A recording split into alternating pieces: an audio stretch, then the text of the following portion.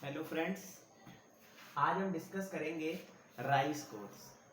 तो rice codes इससे पहले हमने डिस्कस कर लिया था गोलम कोड।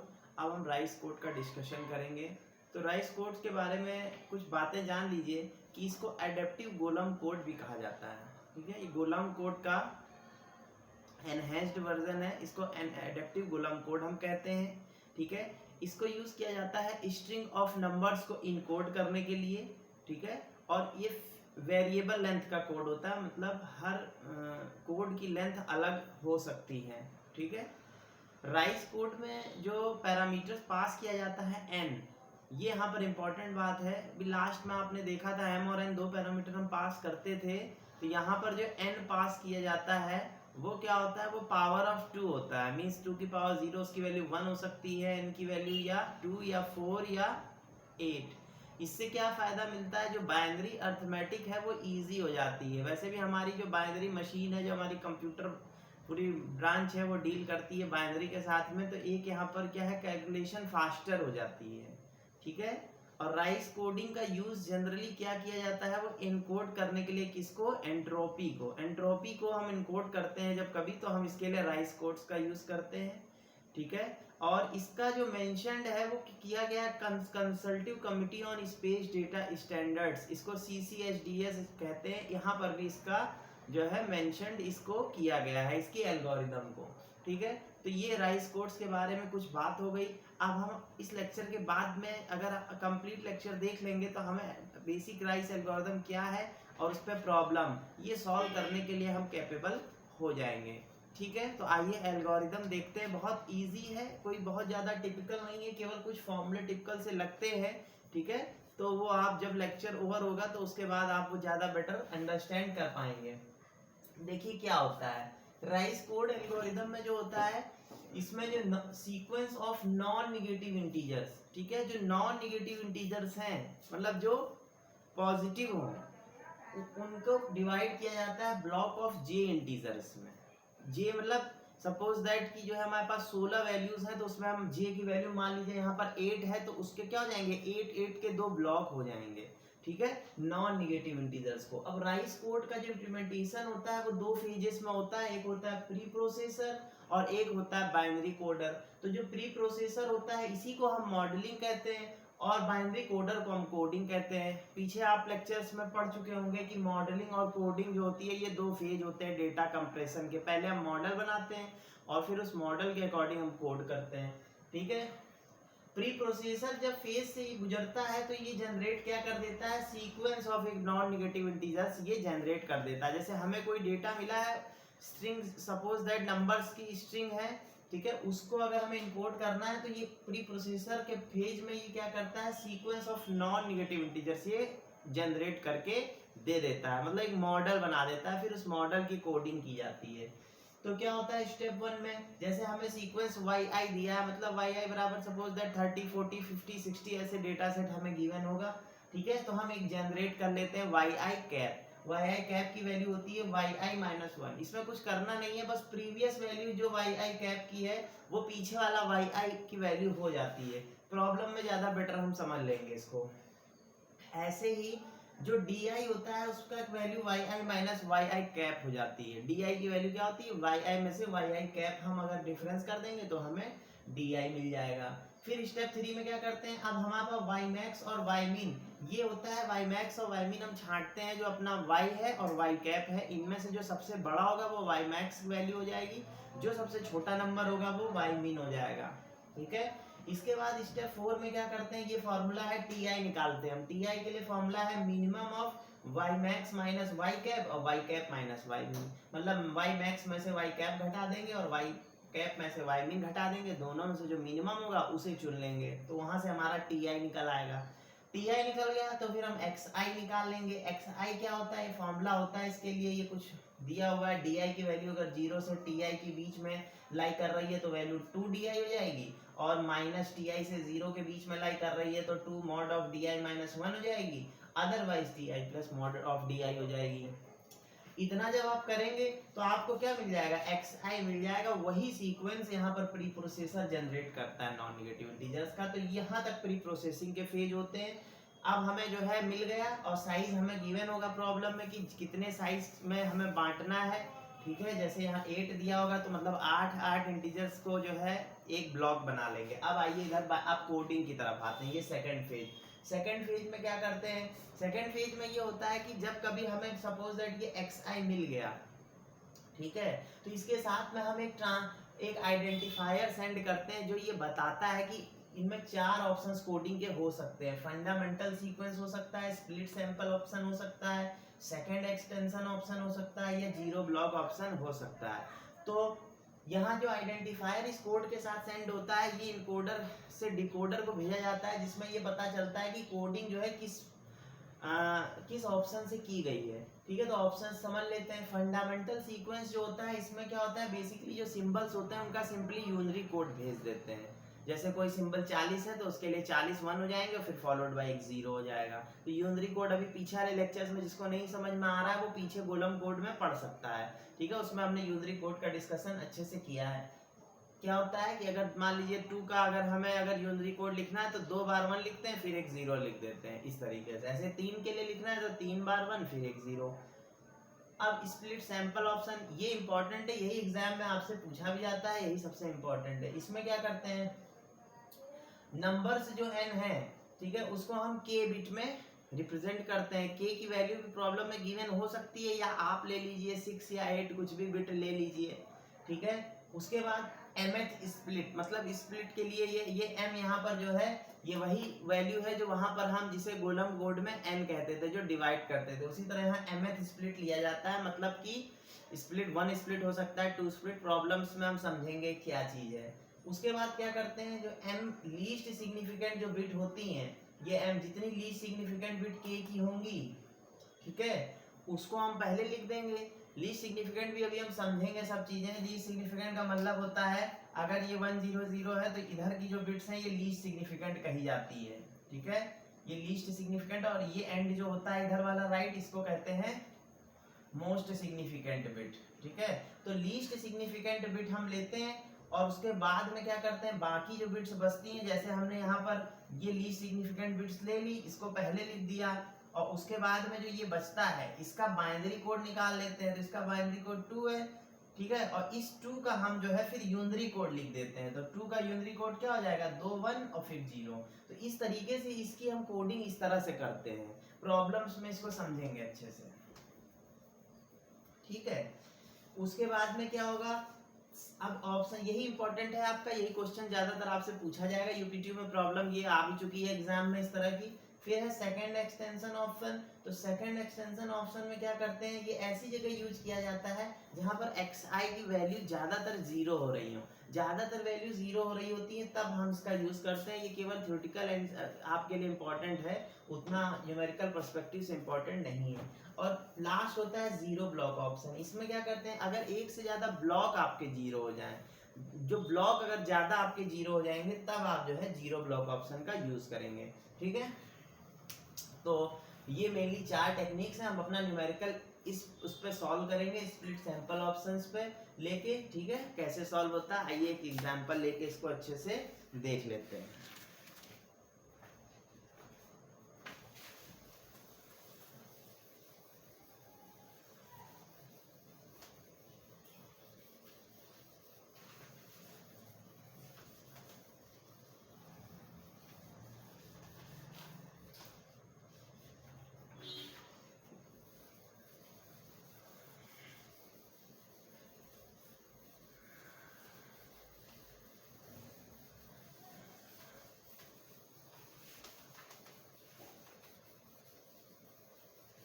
ठीक है, अब एक प्रॉब्लम देख लेते हैं, ठीक है। जो प्रॉब्लम है, encode following sequence of 16 values. ये आपके यूपीटीयू में आई हुई प्रॉब्लम है। Sequence of 16 values using the rice code, using the rice code with j equal to 8 and one split sample option and one split sample option। और जो data दिया हुआ है वो है 32, 33, 35, 39, 37, 38, 39, 40,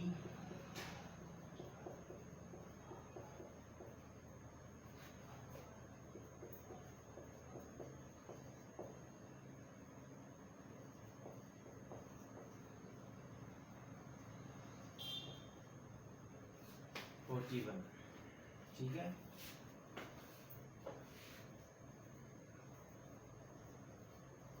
ये वैल्यू हमें गिवन है। ठीक है, तो इसमें देखिए क्या है, वैल्यूज ये 16 है, ये टोटल 16 वैल्यूज है और इसमें j इक्वल टू 8 लिखा है। मतलब इस मीन्स इसको क्या होता है, जब हम लास्ट में xi कैलकुलेट करेंगे उसके बाद 8 में 1 2 ऐसे 8 को पहले और 8 को फिर बाद में कोड करेंगे। ठीक है, और वन स्प्लिट सिंपल ऑप्शन का मतलब यहाँ पर m की वैल्यू जो है वो ये 1 जो है ये m की वैल्यू बता रहा है यहाँ 1 होगी। ठीक है, इसको हम कोडिंग में यूज करेंगे। सबसे पहले प्री प्रोसेसिंग हम लोग कर लेते हैं। तो प्री प्रोसेसिंग के लिए फॉर्मूले कुछ इंपॉर्टेंट जो है वो मैं यहाँ पर लिख लेते हैं। yi कैप जब निकालना होता है तो yi माइनस 1 करते हैं, उसके बाद di निकालते हैं। ठीक है, ये प्रॉब्लम थोड़ी बड़ी है, पहले इसको ऐसे लिख लेते हैं। 32, 33, 35, 39, 37, 38, 39, 40, 40, 40, 40, 39, 40, 40, 41 एंड 40 ऐसे करके लिख लिया। एक टेबल बना लेते हैं हम लोग। ये हमारा yi है सीक्वेंस, यहाँ पर फिर yi कैप निकाल लेते हैं। ठीक है, yi कैप निकालने के बाद में यहाँ di निकालते हैं, यहाँ पर ti निकालते हैं और ti निकालने के बाद यहाँ xi निकालते हैं। तो ये टेबल हम कंप्लीट करते हैं अपनी। फॉर्मूला yi बार के लिए आपको मालूम है, yi कैप के लिए क्या है yi माइनस 1। ऐसे ही di के लिए क्या है, di के लिए है yi माइनस yi कैप। ऐसे ही ti के लिए क्या है, ti इक्वल टू ti के लिए हमने बताया था minimum of y max minus y cap comma y cap minus y मिन। ठीक है, ये बताया था। और फिर xi लास्ट में। तो xi का फॉर्मूला क्या है, यहाँ पर हम इसलिए लिख दे रहे हैं जिससे आप लोग को प्रॉब्लम करते समय आप लोग कंफ्यूज ना हो। ठीक है, 2 of mod of di minus 1 और ti plus mod of di। ठीक है, तो ये 2di की वैल्यू जब तब लेंगे हम जब वैल्यू लाई करेगी 0 से di की वैल्यू लाई करेगी ti तक। ठीक है, और ये तब लेंगे वैल्यू जब ये लाई करेगी माइनस ti से लेके di हमारा जब लाई करेगा 0 तक। और ti प्लस मॉड di का अभी दोनों अगर केस नहीं सेटिस्फाई होंगे तो हम ये वैल्यू लेंगे। ठीक है, तो चलिए yi कैप निकालते हैं। तो yi कैप निकालने में हमने क्या किया, yi माइनस 1 मतलब अगर पहली वैल्यू हमेशा 0 ले लेते हैं। ठीक है, इसके बाद क्या करते हैं, अब इसके लिए वैल्यू लिखनी है तो बस ये वैल्यू हो जाएगी 32, इसके लिए 33, इसके लिए 30। बस एक पहली वाली वैल्यू हम एज इट इज उतार देते हैं, कोई ज़्यादा उसमें बस प्रॉब्लम बड़ी है समझना। 40, 40, 40, 40, यहाँ पर 39 हो गया, यहाँ 40, यहाँ 40, यहाँ 41। ठीक है, 40, 40, 41 ये हो गया। अब di की वैल्यू जो है इसको घटा के निकालेंगे yi में से। ये तो 32 में 0 गया, आप लोग भी करिए इसको। 33 1, यहाँ 2, यहाँ 39 4, यहाँ माइनस 2, यहाँ 1, यहाँ 1, यहाँ 1, यहाँ 0, यहाँ 0 0, ये माइनस 1, ये आपका हो गया 1, ये 0, ये 1, ये माइनस 1। ठीक है, तो ये हो गए। अब टी आई की वैल्यू निकालनी है, तो टी आई की वैल्यू के लिए क्या करना है, Y max minus Y I cap. तो वाई मैक्स चलिए निकाल लेते हैं। वाई मैक्स इसमें क्या दिखाई दे रहा है, तो वाई मैक्स की जो वैल्यू है यहाँ पर मैक्सिमम वाई आपको क्या शो हो रहा है, तो उसको देख लीजिए। वाई मैक्स की जो वैल्यू है इसमें देखिए सबसे ग्रेटर वैल्यू 41 आ रही है, और वाई मिन की वैल्यू देखिए दोनों में देखी जाती है, वाई आई और वाई आई कैप में, तो सबसे छोटा 0 है तो इसकी 0 ले ली वैल्यू। ठीक है, अब टी आई के लिए अप्लाई कर दीजिए minimum Y max minus Y I cap, मतलब 41। हमें करना क्या है, वाई मैक्स लेना है 41 और माइनस वाई आई कैप एक साइड, और दूसरी साइड क्या लेना है, वाई कैप और माइनस वाई मिन। तो इनमें से दोनों से जो दो मिनिमम होंगे वो हम ले लेंगे। तो यहाँ पर आ जाएगा 0, यहाँ पर आ जाएगा 9, यहाँ पर 8। एक मैं जैसे आपको करके समझा देता हूँ। जैसे इसके लिए देखिए वाई आई कैप 32 है, तो आपको क्या करना है, टी अगर आपको निकालना है टी आई, तो आप करेंगे मिनिमम ऑफ वाई मैक्स। तो वाई मैक्स की वैल्यू रखेंगे 41 और माइनस वाई आई कैप की वैल्यू यहाँ 32 है। ठीक है, इसी तरीके से फिर वाई आई कैप लेंगे आप। वाई आई कैप की वैल्यू क्या है आपके लिए, वाई कैप की वैल्यू 32 माइनस वाई मीन 0। तो इन दो इसमें आप देखेंगे तो आपको क्या मिलेगा, इसकी वैल्यू आ जाएगी 9 और इसकी वैल्यू आ जाएगी 32। तो दोनों में मिनिमम क्या है, 9 है, तो इसीलिए यहाँ 9 लिख दिया। इस तरीके से हम जो है इसकी वैल्यू निकालेंगे। ठीक है, अभी आप एक बार करेंगे तो इसको समझ में आपको आ जाएगा। 6, फिर यहाँ पर 2, 4, 3। ये प्रॉब्लम बेसिकली डेटा बेस्ड है। ठीक है, 1 1 1 1 2 1 1 और 0। ठीक है, अब xi निकाल लेते हैं। xi कैसे निकालते हैं, देखते हैं कि di, इस वैल्यू को देखते हैं di की, ये देखते हैं कि ti 0 से ti1। अब देखिए इसके लिए देखिए d1 की वैल्यू 32 है। ठीक है, ये लाई कर रही है कहाँ पर, 0 से ti के बीच में लाई कर रही है, तो 0 से 0 के बीच में नहीं, क्योंकि ये बड़ी है। इसी तरीके से 0 यहाँ देखिए di की वैल्यू लेस देन 0 है, तो वो भी नहीं है। तो तीसरा केस हो जाएगा ti plus mod of di। तो ti plus mod of di मतलब इसकी वैल्यू क्या हो गई, 32। ऐसे यहाँ पर देखिए, यहाँ पर देखिए di की जो वैल्यू है वो 1 है, तो ये लाई कर रही है 0 से लेके t मतलब 9 के बीच में, तो ये ट्रू हो गई कंडीशन। तो वैल्यू हो गई 2 ऑफ di, तो 2 into 1 यानी 2। इसी तरीके से यहाँ देख लीजिए, इसकी वैल्यू 0 से 8 के बीच में लाई कर रही है 2। ठीक है, di की वैल्यू जो है 0 से 8 के बीच में आ रही है, बात सही है। तो हम क्या करेंगे, 2 ऑफ di मतलब इसका ऐसे। इस तरीके से हम अब इस प्रॉब्लम्स को सॉल्व करेंगे। ठीक है, यहाँ 8 हो जाएगा, ये 3 हो जाएगा, ये 2 2 और 2, फिर 0 0 0 1 2 0 2 और 1। अब यहाँ पर आपका क्या होगा कि यहाँ पर आपकी जो वैल्यू है वो ये, अब यहाँ से सब निगेटिव वैल्यू यहाँ से xi में बिल्कुल रिमूव हो जाएंगी। देखिए क्योंकि मॉड ले लिया गया है, तो मॉड का मतलब ये होता है कि अगर जैसे कोई वैल्यू निगेटिव है तो उसका पॉजिटिव रिटर्न करता है मॉड। ठीक है, तो यहाँ से आपकी वैल्यू अब सारी की सारी क्या हो गई, पॉजिटिव हो गई, और ये सीक्वेंस xi आपको मिल गया। ये नॉन निगेटिव इंटीजर्स का सीक्वेंस है। तो यहाँ तक हमने अपना प्री प्रोसेसिंग कर ली। अब देखिए क्या है, j इक्वल टू 8 है, तो इसको 2 3 4 5 6 7 2 3 4 5 6 7 और 8, ये एक ब्लॉक हो गया, और ये दूसरा 8 का नंबर का दूसरा ब्लॉक हो गया। तो मतलब इसका मतलब होता है कि हमें 8 का ब्लॉक लेना है और 8 के ब्लॉक लेने हैं। सबसे पहले मैंने अपने लेक्चर में पहले ही बताया था इन कोड। इसमें क्या करते हैं कि इसको जो है हम ब्लॉक्स में नॉन निगेटिव इंटीजर्स को डिवाइड कर देते हैं। तो चलिए प्री प्रोसेसिंग हो गई, अब कोडिंग की तरफ चलते हैं। कोडिंग की तरफ चलने के लिए one split sample option use करेंगे। तो ये अब इसको रफ कर देता हूं मैं, ये फॉर्मूले की भी अब जरूरत नहीं पड़ेगी क्योंकि वैल्यू हमें मिल चुकी है। ठीक है,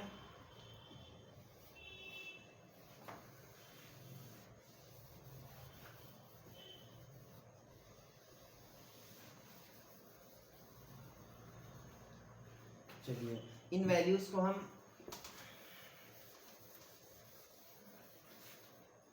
ऐसे यहाँ पर लिख लेते हैं। ठीक है, जो वैल्यूज आई हैं हमारी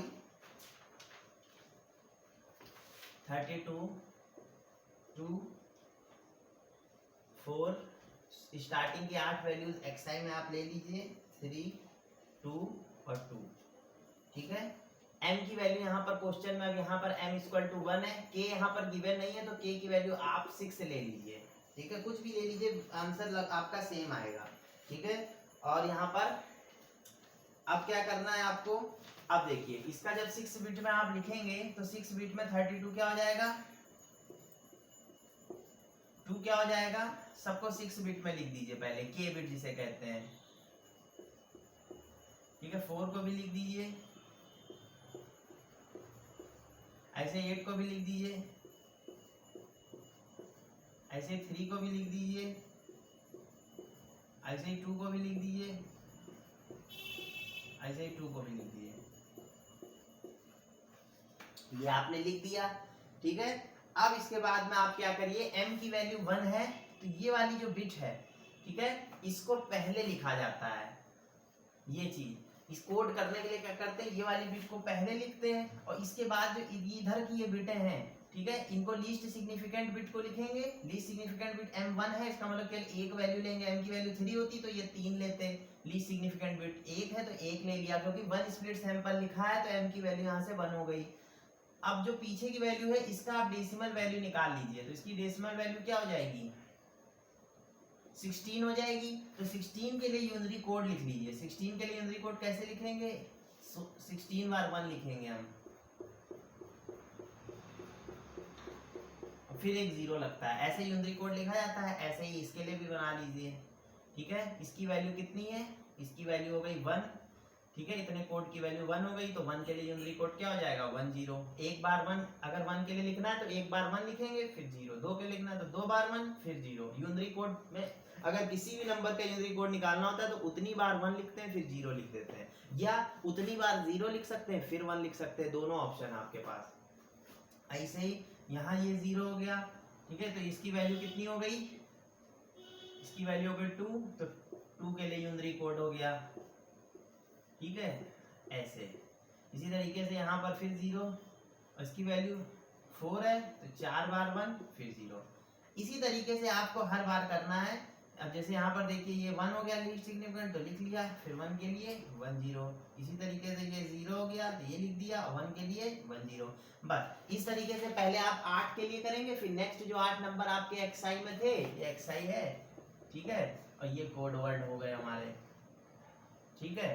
तो और यहाँ पर k की वैल्यू 6 थी इसीलिए हमने 6 बिट में लिखा है, तो क्लियर है। तो इस तरीके से हम अपना जो है वैल्यू कैलकुलेट करते हैं। तो वैल्यू कैलकुलेट करने के लिए आपको पहले प्री प्रोसेसिंग करनी है, तो एक बार पूरा जो है फिर से क्या करते हैं, रिवाइज कर लेते हैं। आपके पास yi गिवन होगा, सीक्वेंस यहाँ से देखिए ये आपको गिवन होगा, आप yi कैप निकाल लीजिए, yi कैप में प्रीवियस वैल्यू ले लीजिए, इसके बाद में आप क्या कंप्यूट करिए, di दोनों का डिफरेंस, फिर आप कंप्यूट करिए क्या, ti, और फिर ti के बाद xi, और xi निकालने के बाद उसके साथ में कौन सा आप यूज कर रहे हैं कोडिंग वाला, 1 स्प्लिट, अगर स्प्लिट कर रहे हैं तो स्प्लिट वाला, और फिर कोडिंग में आके क्या करिए आप कि जो है नंबर्स xi के जो ब्लॉक्स में डिवाइड कर दीजिए, अगर 8 लिखा है तो 8 नंबर्स अलग कर लीजिए शुरुआत के, और इनके लिए बाइनरी लिख लीजिए कितने बिट में, जितना k की वैल्यू हो, दिए नहीं है तो आप खुद ही एज्यूम कर लीजिए। इसके बाद में फिर इसमें लीस्ट सिग्निफिकेंट बिट m जितनी होंगी उनको पहले लिखिए, और उसके पीछे ये जितना बचेगा रिमेनिंग सबके लिए क्या करिए, डेसिमल वैल्यू निकालिए, और डेसिमल वैल्यू निकाल के उनका यूनरी कोड लिख दीजिए। ये प्रोसीजर आपको करना है। तो फ्रेंड्स ये था हमारा आज का लेक्चर। अगर आपने अभी तक चैनल को सब्सक्राइब नहीं किया है तो इसको सब्सक्राइब करिए, ठीक है, लाइक करिए, शेयर करिए। मिलते हैं नेक्स्ट लेक्चर में, बाय बाय।